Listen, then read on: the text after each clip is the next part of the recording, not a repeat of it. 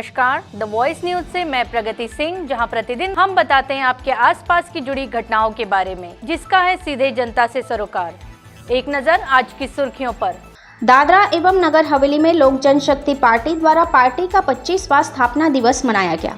Party के अध्यक्ष राजन सोलंकी की विशेष उपस्थिति में संगठनात्मक चर्चा करते हुए पार्टी के प्रसार पर विस्तृत रूप से पार्टी पदाधिकारियों तथा कार्यकर्ताओं के साथ चर्चा की गई। इस बैठक में पार्टी द्वारा 3 बड़े मुद्दों पर विशेष रूप से चर्चा हुई, जिसमें भारत सरकार के केंद्रीय मंत्री चिराग पासवान के दादरा नगर हवेली दौरे को लेकर तैयारियों पर चर्चा हुई। साथ ही आगामी जिला पंचायत के चुनाव में पार्टी को किस प्रकार से विस्तार करना है, उस पर चर्चा हुई।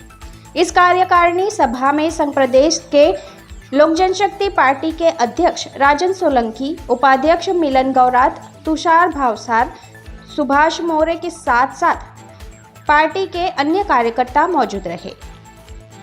दी वॉइस न्यूज़ के लिए सिलवासा से कुणाल मेहरा की रिपोर्ट। સૌથી પહેલાં તો તમારા તમામ મીડિયા કર્મીઓનો આવવા બદલ આભાર। આજની જે પ્રેસ કોન્ફરન્સ અને જે મિટિંગ છે એમાં સૌથી પહેલાં તો આજે 25મા પાર્ટીના જે લોક જનશક્તિ પાર્ટી રામવિલાસનો જે 25મો સ્થાપના દિવસ છે એનું એક સેલિબ્રેશન કરવામાં આવ્યું અને સાથે સાથે પ્રદેશ કાર્યકારિણી પણ આયોજિત કરવામાં આવી હતી। પ્રદેશ કાર્યકારિણીની અંદર મારા વાઇસ પ્રેસિડેન્ટ મિલન ગોરાતજી દ્વારા 3 પ્રસ્તાવ પારિત મૂકવામાં આવ્યા અને જેને સર્વસંમતિથી પારિત કરવામાં આવ્યા। પહેલો પ્રસ્તાવ એ છે કે આગામી 21 પંચાયત અને જે નગરપાલિકાની સીટો છે એના ઉપર લોક જનશક્તિ પાર્ટી તમામ સીટો પર પોતાની દાવેદારી નોંધાવશે અને ઇલેક્શન લડશે અને જીતવા માટેની જે કોઈ પ્રયત્ન કરવા પડે એ કરશે। બીજું કે આગામી પ્રસ્તાવિત જે દોરો છે માનનીય ચિરાગ પાસવાનજીનો દાદરા નગર હવેલીમાં જાન્યુઆરીમાં, તો એના માટેની જે તૈયારીઓ કરવાની છે એને લઈને એક પ્રસ્તાવ પારિત કરવામાં આવ્યો।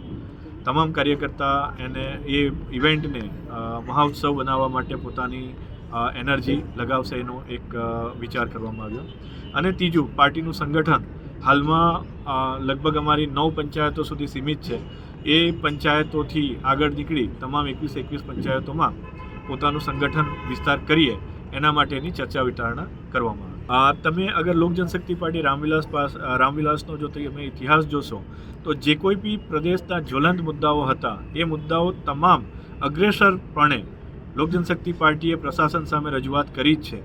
પણ જે મુદ્દાઓ કોંગ્રેસ જેવી પાર્ટીઓ દ્વારા અહીંયા પ્રદેશમાં ઉચકવામાં આવે જેને હું ખારેજ કરીશ કે જે મુદ્દાઓ છે જ નહીં, જેમ કે વિકાસના મુદ્દાઓ છે અને જે ભડકાઉ વાતો કરવામાં આવે છે એ વાતોને હું ગણતો નથી। એટલે એવા મુદ્દાઓ પર કદાચ લોક જનશક્તિ પાર્ટી પોતાનું રજૂઆત નથી કરતી અને ઇલેક્શનને લઈને ઇલેક્શનના સમયે જે પાર્ટી પોતાની તમે જે કીધું એ પ્રમાણે આગળ આવે છે તો એના માટે તમામ વસ્તુ એ છે કે ઇલેક્શન દરમિયાન પાર્ટીઓ પોતાની એક્ટિવિટી દેખાડવા માટે અને લોકોની સામે આવવા માટે પોતાનો પ્રયત્ન કરે છે।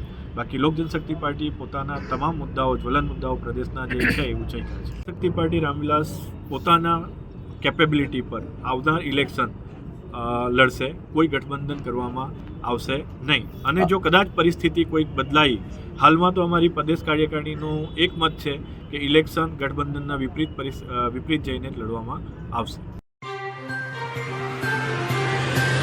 खबरों में बने रहने के लिए तो वॉइस न्यूज़ को सब्सक्राइब करें और बेल आइकन दबाएं।